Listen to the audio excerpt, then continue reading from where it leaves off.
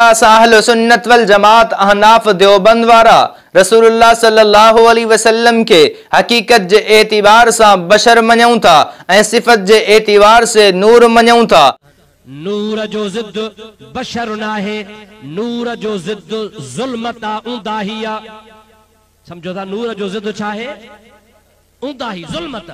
हाणे हे था चवन नबी नूर नाहे, माज़ल्ला माना चवन था त नबी उंदाहिया ऐं रसूलुल्लाह सल्लल्लाहु अलैहि वसल्लम जी सिफत नूरानियत एतरी आला ऐं अरफा है जो उन सिफत नूरानियत सा अल्लाह सही कायनात के मुनव्वर फरमायो है।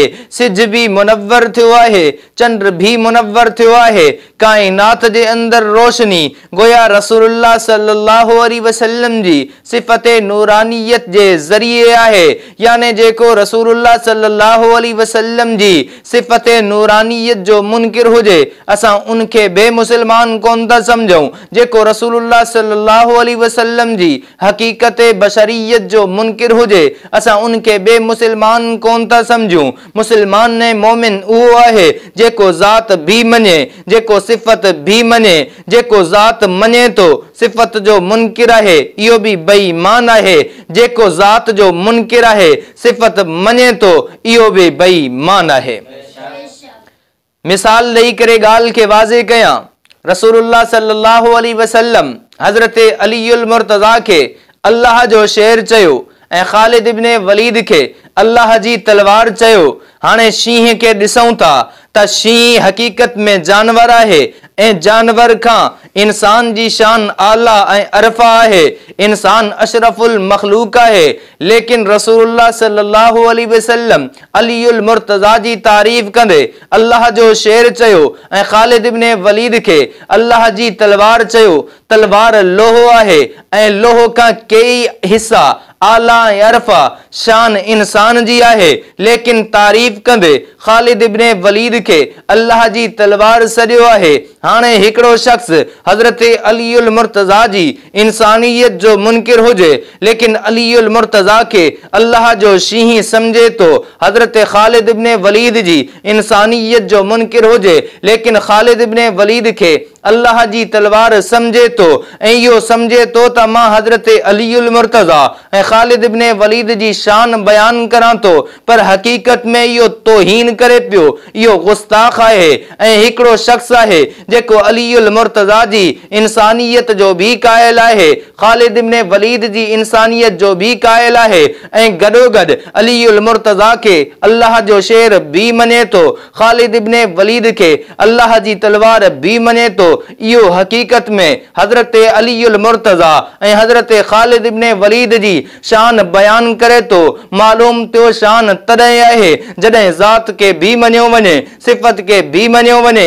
जेकॾहिं ज़ात जो इनकार थींदो तॾहिं भी तोहीन है, सिफत जो इनकार थींदो तॾहिं भी तोहीन है। इन जे करे असां अकीदो ऐं नज़रियो बणायो जेको कुरान और सुन्नत जे मुताबिक है। इमामुल अंबिया जनाब रसूलुल्लाह सल्लल्लाहु अलैहि वसल्लम हकीकत जे एतिबार सां बशर रहन ऐं सिफत जे एतिबार सां नूर रहन। हाणे जेको मुस्तफा करीम जी हकीकत बशरियत जो मुनकिर हुजे उनके बेईमान समझूं था। मौलवी साहब मुगालतो ॾींदे करे चयो नूर जी जिद ज़लालत है। ज़लालत यानी ऊंदाही। हाणे जेके रसूलुल्लाह सल्लल्लाहु अलैहि वसल्लम के नूर नथा मञनि ॼण त रसूलुल्लाह सल्लल्लाहु अलैहि वसल्लम के माअज़ल्लाह ऊंदाही मञनि था। मां चवां तो मौलवी साहब तू असांजे यानी अहल सुन्नत वल जमात अहनाफ देवबंद जे अकीदे ऐं नज़रिए का जाहिल आहीं। असांजो अकीदो ऐं नज़रियो है रसूलुल्लाह सल्लल्लाहु अलैहि वसल्लम ऐं तमाम अंबिया हकीकत जे एतिबार सां बशर रहन ऐं सिफत जे एतिबार सां नूर रहन ऐं मुस्तफा जी सिफत नूरानियत आला ऐं अरफा है जो उनसा पूरी कायनात मुनव्वर है।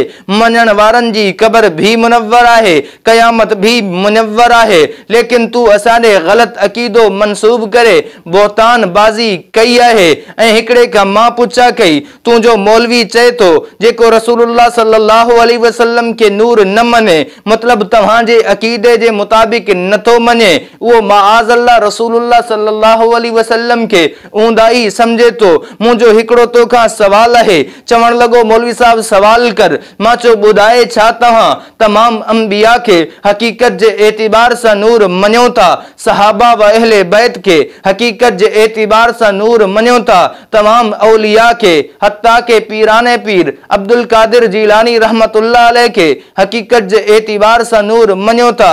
चवण लगो मौलवी साहब असा तमाम अंबिया के ए तमाम औलिया के सहाबा व अहले बैत के हत्ता के पीराने पीर अब्दुल कादिर जीलानी रहमतुल्लाह अलैह के हकीकत जे एतिबार सा नूर कौन था मन्यो, हकीकत जे एतिबार सा बशर मन्यो था ए सिफत जे एतिबार सा नूर मन्यो था। मां चयो मौलवी साहब तुंहिंजे मौलवी जी फतवा जे मुताबिक माअज़ल्लाह तव्हां तमाम अंबिया के भी ऊंदाही मन्यो आहे, तमाम सहाबा व अहले बैत के ऊंदाही मन्यो आहे, हत्ता के पीराने पीर अब्दुल कादिर जीलानी रहमतुल्लाह अलैह के भी ऊंदाही मन्यो आहे, जंहिं जे नाले सां तव्हां जो फिरको हले तो। चवण लगो मौलवी साहब तो इन में ॾोह केड़ो आहे, असां ऊंदाही कीअं मन्यो आहे। मां चयो तुंहिंजे मौलवी जी फतवा आहे। चवण लगो असां हकीकत में बशर मन्यूं था, सिफत सां नूर मन्यूं था, इहा शान आहे तौहीन कोन आहे। मां चयो असां भी ईअं ई चऊं था। मुस्तफा करीम सल्लल्लाहु अलैहि वसल्लम हकीकत जे एतिबार सां बशर बल्कि अफजल बशर ऐं सिफत जे एतिबार सां नूर आहिनि, इहा ई शान आहे, इहा तौहीन कोन आहे।